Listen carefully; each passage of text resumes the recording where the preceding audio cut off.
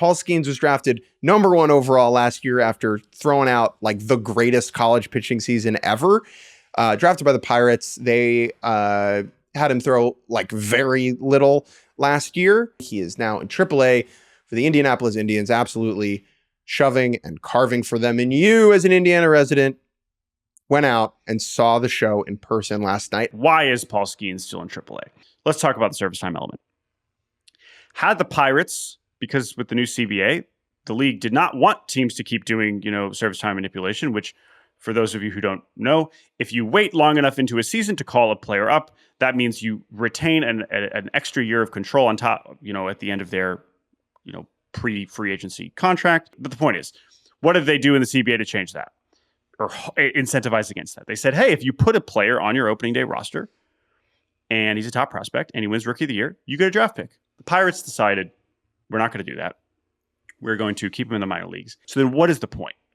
It seems that what they care about is very much the workload. And they've decided, rather than have him go full blow and at his best in April and May, we would rather bring him along super slowly after his workload last year and have him peaking and pitching deep into games in the second half of the season. Elbows and shoulders explode. And the here and the now is so undervalued. It is so undervalued because for all we know, he could slip on a banana peel tomorrow. He could blow out anyway. But like in my mind, I understand that they're being careful. Paul Skenes last year was doing horse behavior. He was a beast for LSU. Just call him up, let him throw. If you need to IL him or like have him skip a start, that's fine.